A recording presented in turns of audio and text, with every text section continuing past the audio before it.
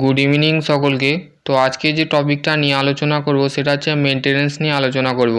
তো মেনটেনেন্স মানে হচ্ছে, ধরো তুমি কোনো একটা ফ্যাক্টরিতে কাজ করছো বা সেখানে যে ওয়ার্ক থাকে, ধরো তোমাকে মেনটেনেন্স ডিপার্টমেন্ট দেওয়া হলো, সেখানে প্রত্যেক দিন যে ডেলি, ওয়ার্কলি, মান্থলি তুমি যে একটা শিডিউল ফলো করছো সেটাকেই বলা হচ্ছে মেনটেনেন্স, ঠিক আছে। তো তা প্রথমেই যে কোশ্চেনটা আছে দেখো, কোশ্চেন নাম্বার 1, প্রথমেই যে লেভেল 1 দিয়েছে। তো আগের ভিডিও আমি টার্নিং নিয়ে আলোচনা করেছিলাম, তো টার্নিংটা তোমরা দেখে নিয়েছো অবশ্যই। টার্নিং ইজ অলওয়েজ অফ লেদের কোশ্চেন এগুলো, ঠিক আছে। তো দেখো, তারপর আছে which is the chart of the use for the record of the skill of the operator of the practice, ঠিক আছে। তো প্রথমে যে কোশ্চেনটা দিয়েছে সেটা হচ্ছে, তার উত্তর হচ্ছে পারফরমেন্স চার্ট। তো পারফরমেন্স চার্ট বলছে কোন ধরনের রেকর্ড অফ স্কিল, মানে কোন ধরনের দক্ষতা আমরা কোন ধরনের দক্ষতা প্র্যাকটিস অপারেটর, মানে যে মেনটেনেন্স যে অপারেট থাকে সেখানে একটা স্কিল রেকর্ড থাকে, সেই রেকর্ডটা আমরা ব্যবহার করে থাকি কি, যে পারফরমেন্স চার্ট, মানে এক ধরনের চার্ট থাকে বা তার মধ্যে আমাদের রেকর্ড থাকে যে সেই অপারেট করা ব্যক্তিটা কিন্তু প্রত্যেক দিন ডেলি, ওয়ার্কলি, মান্থলি কিন্তু সে সবসময় সেই রেকর্ডটা, তার পারফরমেন্স কিন্তু খুবই ভালো, ঠিক আছে। তারপর হচ্ছে নেক্সট হচ্ছে, what is the high level the formula of the for the lean of the manufacturing OEE, ঠিক আছে।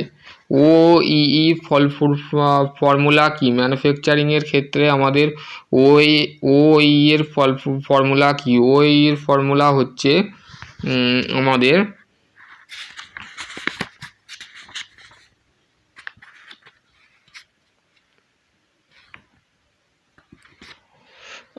Option B, availability and into productivity into quantity, ঠিক আছে।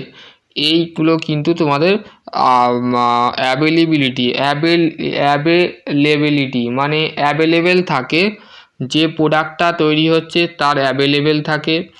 তার সাথে আবার প্রোডাক্টিভিটি মানে যে প্রোডাক্টটা তৈরি হচ্ছে, এবং তার কোয়ালিটি মানে যে প্রোডাক্টটা তুমি বানাচ্ছো সেই প্রোডাক্টটার তো সেই যখনই মেনটেন করার সাথে সাথে একটা ফর্মুলা ফেলে কাজ করছো, ঠিক আছে। What is the method of the assemble technique? তো এই ধরনের অ্যাসেম্বল টেকনিক নাম কি? এই ধরনের একটা পিনিং, ঠিক আছে। তারপর যে নেক্সট হচ্ছে দেখো, এক minute, what is the type of the bolt? এই ধরনের বোল্টটার নাম কি? এই ধরনের বোল্টটার নাম হচ্ছে bolt with of the clearance hole. এইটার ছবিটার মানে হচ্ছে, এই যে হোলের সাথে যখন একটা শ্যাফটকে বা একটা মানে একটা শ্যাফট থেকে দুটো শ্যাফট আছে, এটা ধরো এ শ্যাফট আর উপরের মাথাটা বি শ্যাফট। তো বি শ্যাফটের সাথে এ শ্যাফটকে যখন নাট বোল্ট দিয়ে জয়েন করা, বোল্ট দিয়ে নাট দিয়ে যখন জয়েন করানো হচ্ছে দুপাশে, তো তার ক্ষেত্রে যে ক্লিয়ারেন্স হোল মানে হোলটা ভালোভাবেই কিন্তু লাগানো আছে, হোলটা ভালোভাবেই করা আছে, ঠিক আছে। What is the type of the pin the assemble of technique? তো অ্যাসেম্বল টেকনিক যেটা আছে, কোন ধরনের পিনে আমরা অ্যাসেম্বল টেকনিক করে থাকি? তো এখানে বলে দিয়েছে কটার পিন, ঠিক আছে। এটা হচ্ছে কটার পিন।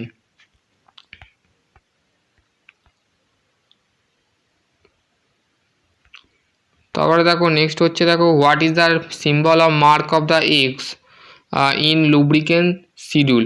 প্রত্যেকটা লুব্রিকেন্ট শিডিউল থাকে, ডেলি থাকে, ওয়াকলি থাকে, মান্থলি থাকে, ঠিক আছে। তুমি প্রতি দৈনন্দিন রোজ কতটা লুব্রিকেন্ট করছো মেশিনকে, তার কতটা সপ্তাহে তুমি লুব্রিকেন্ট করছো, কত মান্থে করছো, কটা মাসে করছো, মানে তোমাকে তো রোজই করতে হয়, ঠিক আছে। তো তার জন্যে এই যে খামমাচ মতন আয়তক্ষেত্র মতন চিহ্নটা আছে, সেটাকে কী বলে? সেটা হচ্ছে মান্থলি, ঠিক আছে। তুমি মাসে কতবার করছো এই চিহ্নটা বোঝাচ্ছে।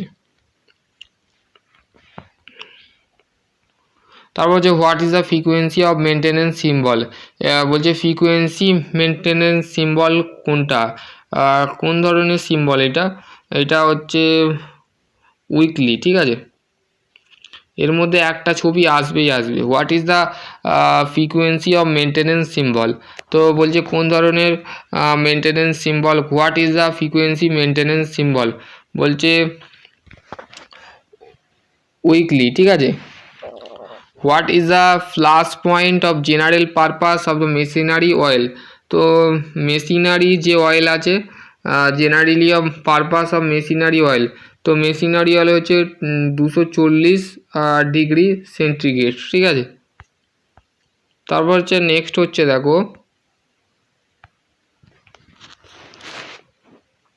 লেভেল 2 কোশ্চেন, ঠিক আছে।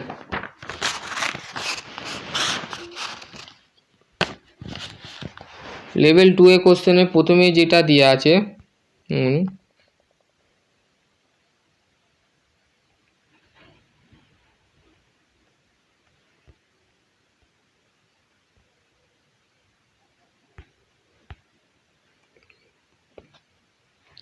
What is the use for the ডাউল অ্যাসেম্বল টেকনিক? ঠিক আছে, বলছে কোন ধরনের ডাউল অ্যাসেম্বল টেকনিক আমরা কোন ধরনের অ্যাসেম্বল টেকনিকে ব্যবহার করে থাকি। তো দেখো প্রথমেই এর অপশানটা হবে accurate of the position to the 2 or more parts, মানে দুটো বা তারও বেশি যদি পার্টসকে যখন অ্যাকুরেটলিভাবে একটা পজিশানে সেট করানো হয় তখন সেটাকে বলা হচ্ছে ডিউয়েল অ্যাসেম্বল টেকনিক, ঠিক আছে। তারপরে হচ্ছে নেক্সট হচ্ছে what is the maintenance of the record the maintain the date of the commissioning machine, ঠিক আছে।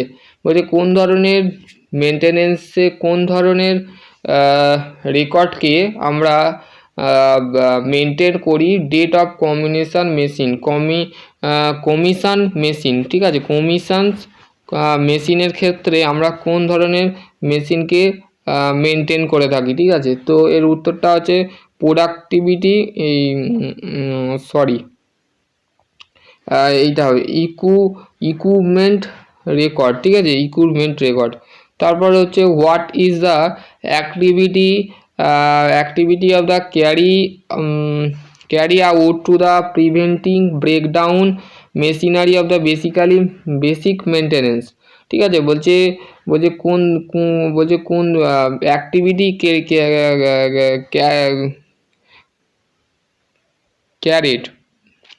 ক্যারি, ঠিক আছে। বলছে অ্যাক্টিভিটি ক্যারি মানে বলছে প্রিভেন্টিং ব্রেকডাউন মেনটেনেন্স যেটা থাকে, প্রিভেন্টিং মেনটেনেন্স আর বেস মেনটেনেন্স, মানে দুটো মেনটেনেন্স এর কে আমরা যখন বহন করে থাকি সেই ধরনের মেনটেনেন্সের নামটা কি, তার সেই ধরনের অ্যাক্টিভিটি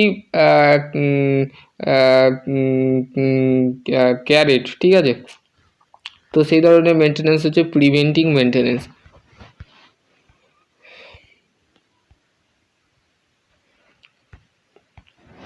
তারপর হচ্ছে what is the use for the spring pin? বলছে কোন ধরনের স্প্রিং পিন, মানে কোন ধরনের স্প্রিং পিন আমরা ব্যবহার করে থাকি, কোন ধরনের স্প্রিং পিন আমরা ব্যবহার করে থাকি।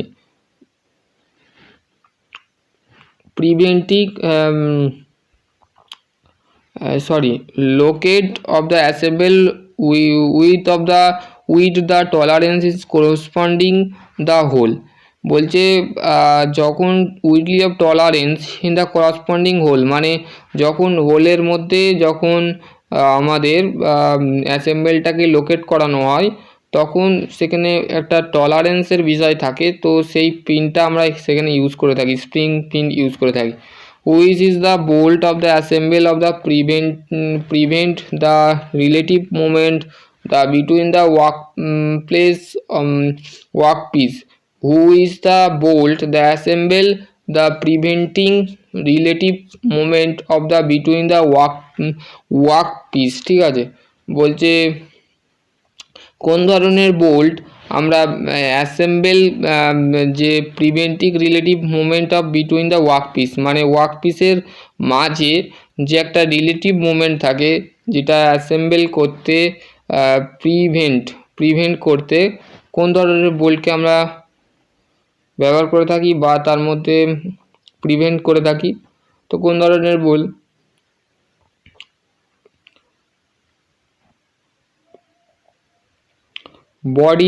বডি অফ ফিট বোল্ট, ঠিক আছে। তারপর আছে which is the assemble technique of the similar to riveting the method? তো সেটা হচ্ছে Penney.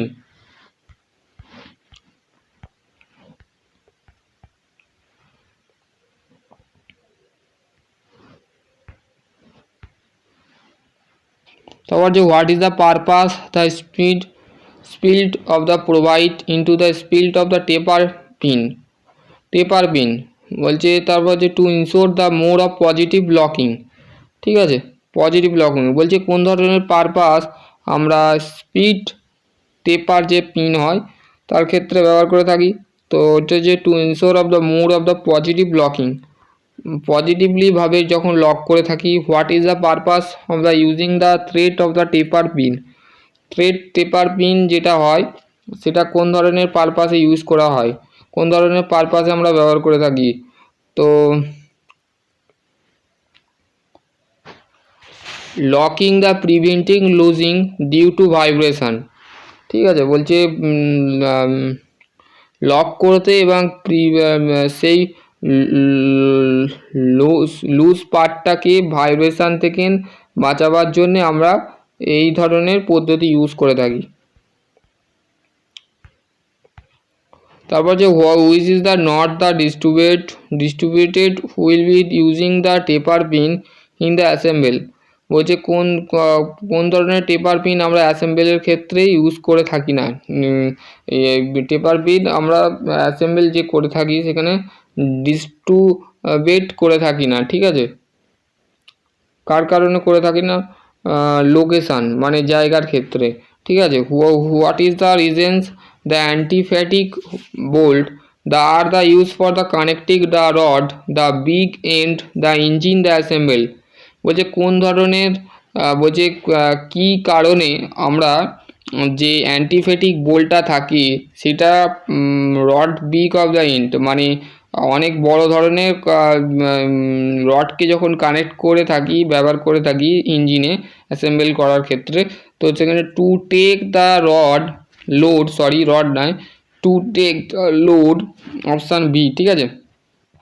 Two take the load the when the assemble is the subjected to the alternate the load condition বলছে কি বলে টু টেক মানে সেখানে যে assemble করার যে লোডটা থাকে অ্যান্টিফ্যাটিক বোল্টের ক্ষেত্রে যেটা কানেক্ট করা হচ্ছে একটা বিগ রডকে মানে বড় রডকে বা বড় দণ্ডকে ইঞ্জিনে, তো ইঞ্জিন অ্যাসেম্বলের ক্ষেত্রে। তো সেখানে বলছে যে লোডটাকে আমরা যখন অ্যাসেম্বল করছি নিচ্ছি, লোডটাকে যখন নিচ্ছি, লোড মানে কি ফোর্স, ঠিক আছে।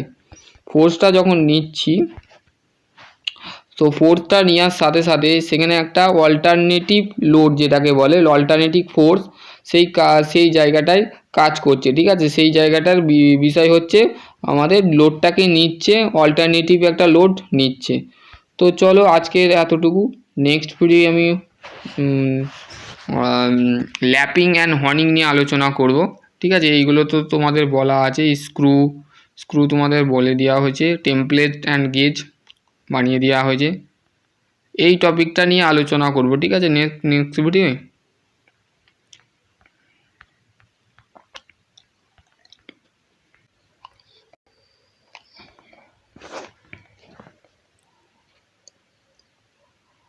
তো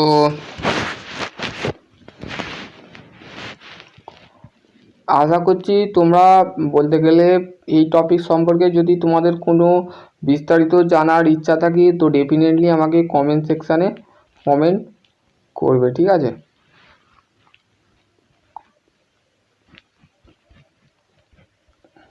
কমেন্ট মি, ঠিক আছে।